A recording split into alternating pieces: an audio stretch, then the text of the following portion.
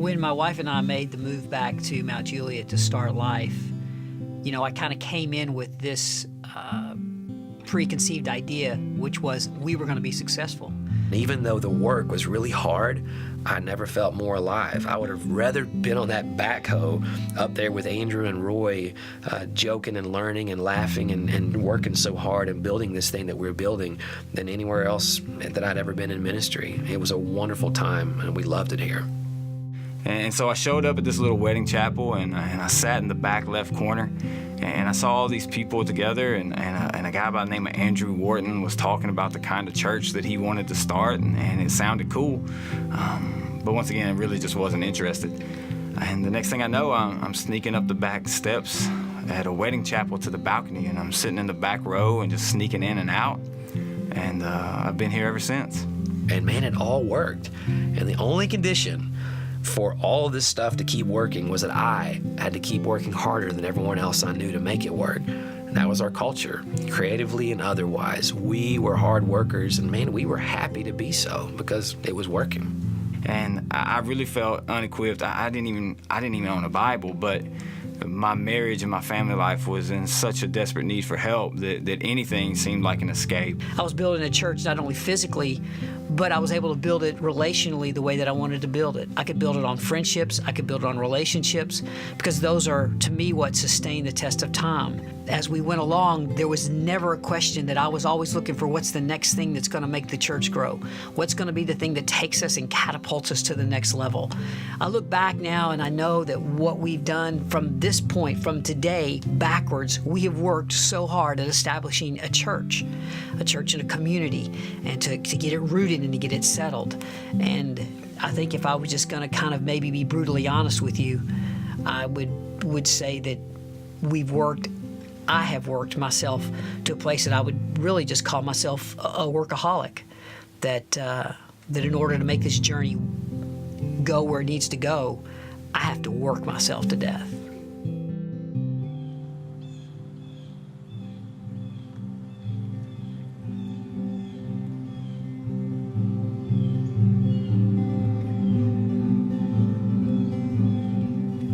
Trekking can take me many places. Step after step, I move along. A series of missteps, and I discover I've strayed. The movement is subtle, yet very distinctive. I never planned on getting lost. Sometimes it just happens. The path that seemed definitive now seems hard to define. The course, once straightforward, now is obstructed and unclear. And so it soon dawns on me. I have gone off route.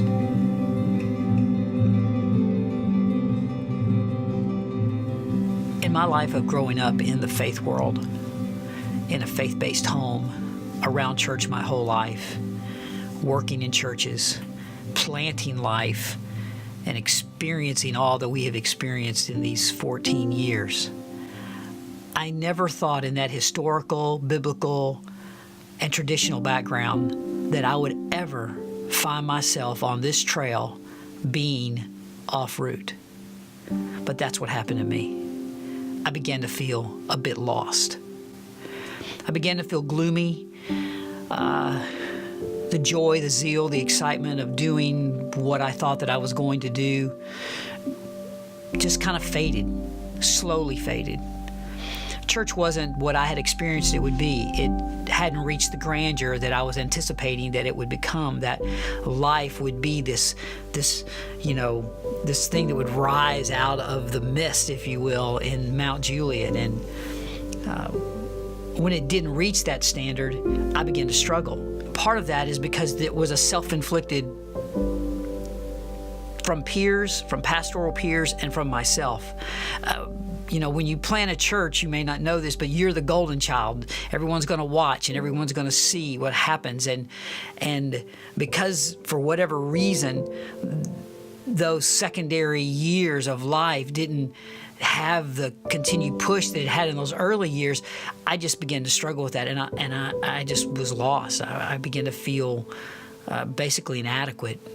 kind of what added to that pressure, what kind of drove me off route was, there were other churches that then would start up in the city, and more I would meet more pastors and more friends, and churches would begin to grow, and it would just continue to be this pressure that, I had to excel better, and church had to be more exciting, and there was this list of things that kept pushing, and we had to do, and friends of mine would start churches close by, and I would feel they were encroaching on our space, and they would want to use our property to do something that was really cool that they were doing, and launch some event from here, or land their helicopter here, or whatever it was. It all made me feel like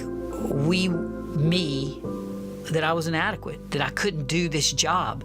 And when that would come, or when that would be said that, Andrew's not doing everything he needs to be doing in Mount Juliet, and so we're all going to go out there, or another young guy would come in with his cool look and swagger, now here I am the 40-some-odd pastor, and he's the 30-some-odd pastor. It was just a wrong perspective. I was off route. And it just was like a nail in the coffin for me. But I wouldn't have dared to let anybody see it. I just stayed the course. I just refused to give in, and we just kept on pushing. We just kept on working, and we just kept on moving ahead.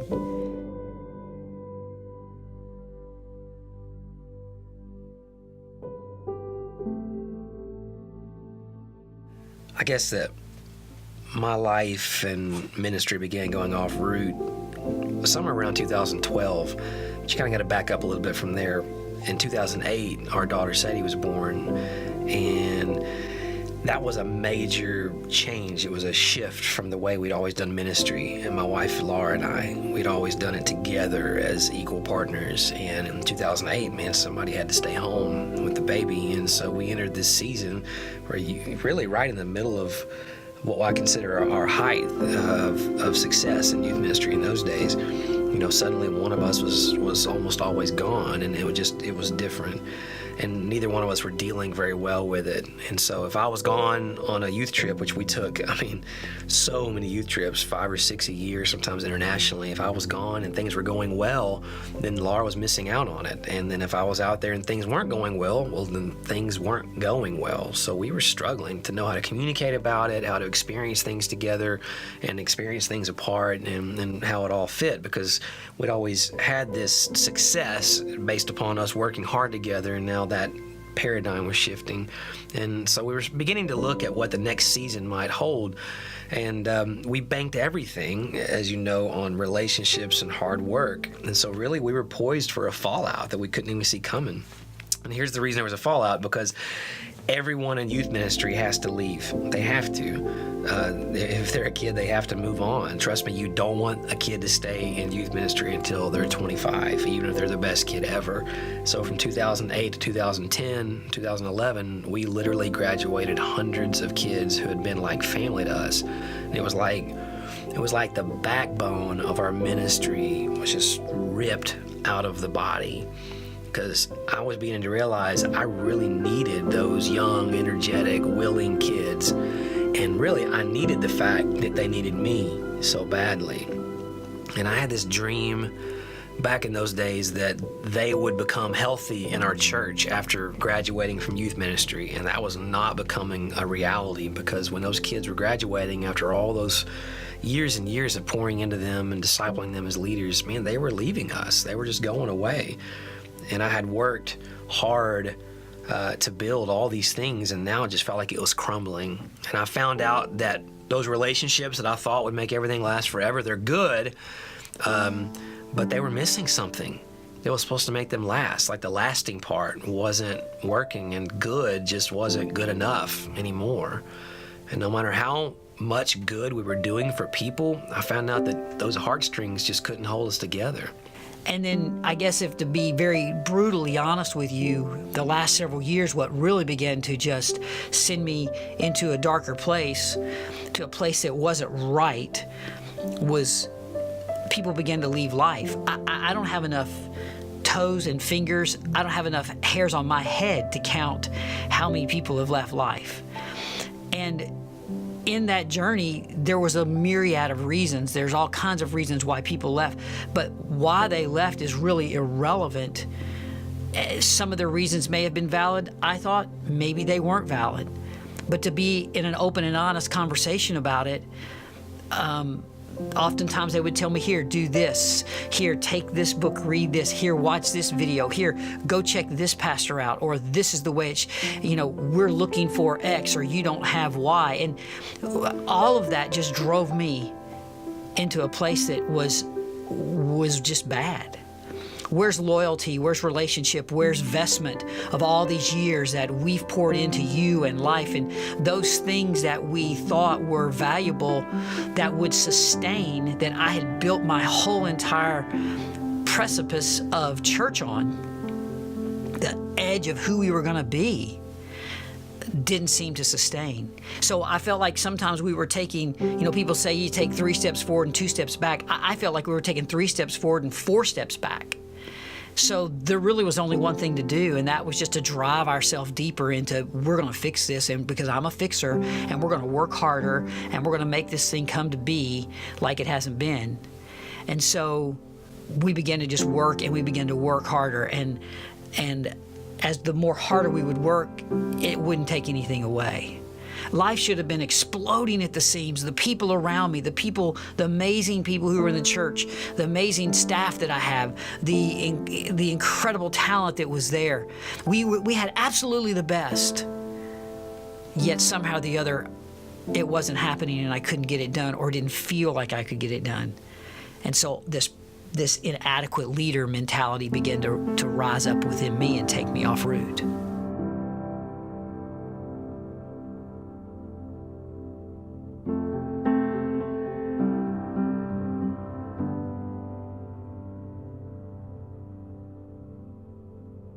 I never really felt a call to ministry. Coming here was really just an escape from a life, and I was hoping that it would save my marriage. And the craziest things started to happen. My marriage became better than it ever was. I was present in my kids' life. I was finally being the dad that they needed me to be, and the husband that my wife needed to be, and I was growing spiritually. I found it invigorating to try to grow a ministry, even though that it had been built on things like music and arts and things I wasn't really good at. But I was finding so much joy in just being around the kids and being around my family. And then about 8 months in, I got asked to speak on a Sunday morning, which for me at the time was a huge deal. I'd heard that it was unheard of and that it didn't happen a lot, and so I took great pride in that, and things were going about as good as they could go. And then all of a sudden one day, Andrew came to me and John, and he wanted to talk about a new way to lead the church, and a new style of leadership that would allow us three to kind of take our talents and join them together and be the leading force that would lead this charge. And I got to tell you, I really didn't understand it at the time, and I think it was because it was so much different than anything that I'd ever done. I'd usually been like an assistant coach or a teacher that was behind the principal, and so there was this lead figure. But this idea that we could all three lead and all three lead equally, it was interesting. And so we took off, and things were going really good at church. We were about to launch into 2 services. We had a lot of people. We were coming up with ways to be more successful. We were visiting churches that were successful, and we were taking parts of who they were and implementing them here. We were redoing our whole children's church. We were changing themes and tearing down walls. We had redone the stage in the back of the foyer, and things were just exciting. But all the time, I just really felt like something was missing. I felt like there was something that just wasn't right. And when I took on this new leadership role, I wanted to do it right. I wanted it to be spiritually right and biblically right. And even though I didn't really know what it was at the time, I could tell that there was something that was missing. And it started to change me. All of a sudden, the construction project that was supposed to take 4 months lasted for 2 years. And I found myself beginning just to despise the building. I despised the church. I didn't even want to come. I felt less like a pastor and more like a hired hand. And just couldn't really shake it. Didn't really know what it was. I found myself despising Andrew and John and this idea that, we could all lead, but I didn't really feel like they trusted me. I didn't really feel like this was right. I began to despise our staff. I would see them, and it looked like they were all pursuing something other than building the church. And for me at that time, it had become all about numbers. It had become all about being a church of 500 and 800. And who knows, maybe we could be the next mega church in Mount Juliet. But I saw all these people around me that looked like they could care less. And so I really my heart began to harden, and I really didn't want anything to do with them. And then there was the people. I wasn't really asking a lot. We weren't asking a lot. We were asking them to attend the service and to serve in the service, and we were working so hard to do everything that we thought they wanted, everything that they suggested we would try just to keep them happy and keep them here. But they were leaving anyways. And all of a sudden I found myself one day despising the church, despising the staff, and even despising the people. Needless to say, man, I was off route.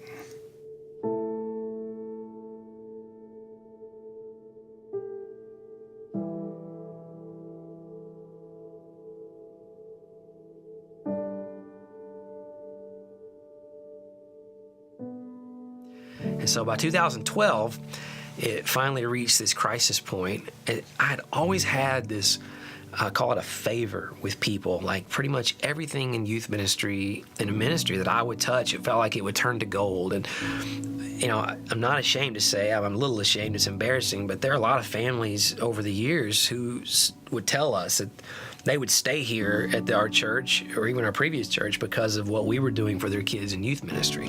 And so these people, like, they didn't just love us, they really liked us. They liked our efforts, they liked what we were doing, and it was a great feeling. It's not a bad feeling to be liked, but the thing that I needed most was, over the years, it became that. I needed them to like me, and in ways I really didn't fully understand. And then just one day, and this is where Off Route starts, like one day, it was like a faucet was turned off, and all that favor that I have had with people all these years, it was just gone. And parents and families were getting mad at me over stuff that I had never faced before. And I was still doing and working on all the same things I'd always done, but like everything I was working on just didn't work anymore. And it kind of hit the fan in 2012. And it really happened when I was leading worship on the stage one morning. And as I was leading and speaking to the people, I was going through each section in the church in my mind. And I was finding in each section a family or a group of people who were upset with me or angry with me or disappointed in me over something. And there was somebody in every section.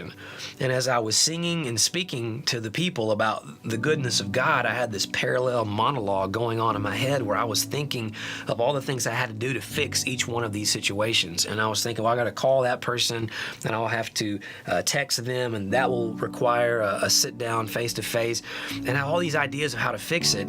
And the Holy Spirit whispered to me, and I'm not really sure how he got a word in with all the stuff going on. I was in so many layers deep in my mind, but the Holy Spirit whispered, and he said, listen, I'm letting more happen to you than you are going to be able to fix. And that's exactly what I heard from him. And that was 2012, and he wasn't lying, because everything that was teetering on the edge just fell apart. All those families left the church, and some left over me directly, which just never happened to me. And I'm still not even sure what I did to a lot of them. And then church, man, we were struggling. The finances were tanking. And I remember as a writer, I'd finally secured a literary agent, and I had pitched my first book to him. It was a book I'd worked on for years and years, and all of our people knew the title of it. And I had worked all this time, and I finally had this opportunity to pitch it. And man, he just bailed on me. He just kicked me to the curb. Didn't even give me really any feedback. And then I began to have some physical problems. I was the only adult my doctor who had ever seen who had not only contracted hand, foot, and mouth disease, which is a kid's disease, but it actually produced these blisters all over my hands. And then I started having this pain in my groin and my leg that sent me down this over a year-long path of doctors and scans and scares. And at one point, they thought I had a tumor on my spine. And so it would hurt when I would sit down. It would hurt when I would walk. I couldn't exercise. I gained 30 pounds, and I literally just lost all confidence in any of my physical health or fitness or strength. Man, through those couple years, just people were leaving the church in droves, people who were the very core of who we were. And there was nothing that I could do or say in all of my infinite gifting and study and wisdom that could stop them this time. My wife has a job, and her company, which we depend on financially, began having these major shakeups, and she constantly had new bosses and conflicting expectations and just a lot of general stress. And at one point during those years, our finances literally dwindled down to nothing. And I remember there was a publisher who was excited about a book of mine. They were about to publish it and about to sign me to a deal. And then like the day or two I was supposed to get the email with the contract, they sent me an email instead telling me that they had just shut down all their bookstores and they were putting my book on hold for an indefinite amount of time, which ended up being forever. Man, during those years, it was tough. It was just one thing after another. And now there are a lot of good things happening too. My marriage was strong, and we didn't hate being here. Church had a lot of great things happening in a lot of people's life, and I was growing as a father in my relationship with my little girl, and these are great days. They weren't unhappy days, but that golden age of my works being enough to make everything work, it was just gone. And honestly, I think without those works to be confident in, I really didn't know who I was anymore. Those works were my identity. And my go-to move was to blame myself for all the church issues, because Andrew was this confident, secure leader who had trusted everything to me in terms of anything I wanted. I could try whatever I wanted. And now the church was in decline and there was nothing I could do to stop it. And so I blamed myself. And then after a while, because that didn't work, I began blaming Andrew too. And I was holding him to the same standard I was holding myself to. And I loved him, and we were still great friends, and I still respected him and served him as well as I could. But slowly over time, I began losing confidence in any of us as leaders here. And again, it was mainly because I'd lost confidence in myself, in everything and in everyone. And man, every time we went to a conference and every book I read, it would always just give us something else to just do, like do this and it'll work and do that, but none of it would work. If it would work, it was only short term. And I think I eventually thought that when John Kerry came on board, that he was going to save us, because this dude was a hard worker, man, and he was talented and gifted, and I needed someone to tag out, and I just thought maybe he would save us. And so, not knowing who I was and not really feeling released to leave here, I didn't want to leave life. Everything in my life was wrapped up here in these relationships and wrapped up in all the work and the things we had built. But man, the truth was, we were unsatisfied. We were unsatisfied here, and the only thing we knew how to do was to work harder. And so, man, Andrew graciously allowed me to transition out of youth ministry and into something else that was a lot more stable and lasting, college and young adult ministry, which, man, that was a great couple years of my life, but that was far from stable. And I was writing like crazy and working in ministry like crazy and speaking like crazy. I loved God with all of my heart, and I was seeking Him every day. But for a lot of those days, I was a shell of a man in ministry, because all I had left were my works. And most of the time, they just didn't work. And the truth was, man, I was way off route. I wasn't unsaved. I wasn't on the verge of leaving God or feeling like God had left me. I just literally had lost my identity of understanding why I was here and what I was supposed to do. And I had all this reality setting in that was really heavy, and there was no relief from it. I was just off route.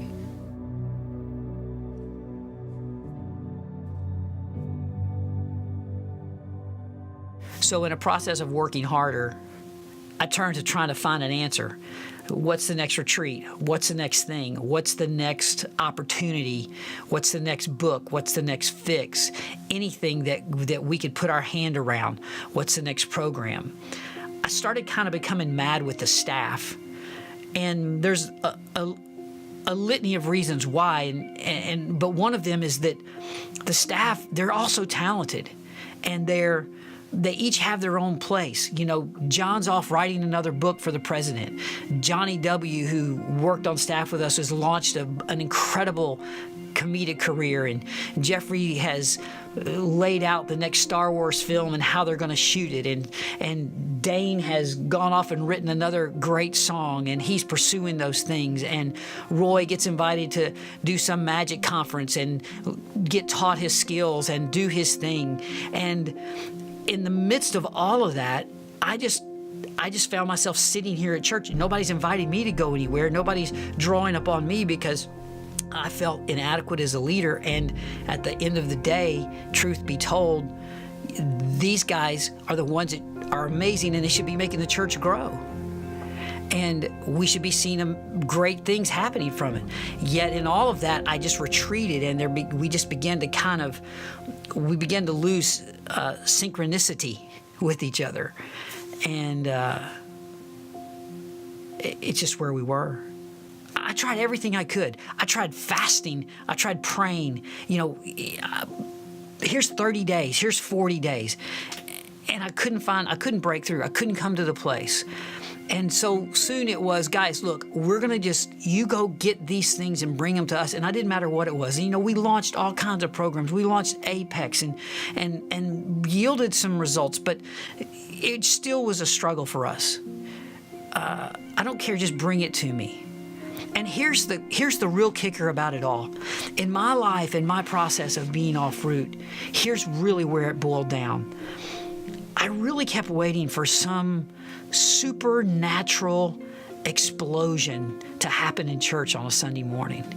I kept waiting for there to be this validation of all of this hard work that we were putting in, that it didn't matter if we had the right look. It didn't matter if I had the right style and swagger about me. It didn't matter that if our building was perfect or we maybe weren't where we thought we would be in the grandeur of a mega church. But some supernatural invasion, some Sunday morning, the wind would blow and the tongues of fire would fall and the building would shake. Something that could not be taken away from us. It would be ours, that we could own it. And it never happened. And the truth be told, that's probably never gonna happen. And so I kept pushing. The one place that I could retreat to, the one place that was so comfortable for me is the missional world, and being able to go and touch and reach into people's lives. And as the pressure of finances begin to strangle or pull us back, those things weren't even coming to be. We'd put a trip out there and I could only get one person to sign up to go, or nobody would afford to go, or the excitement or zeal wasn't behind it. And so the one place that my heart so loves, that I just enjoy doing and feel that it's the right place for me, it even was suffering.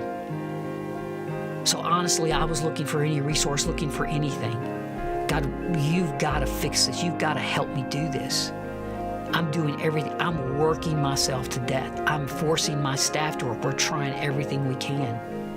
I was off route and I wanted to go somewhere. I just needed to get back on route.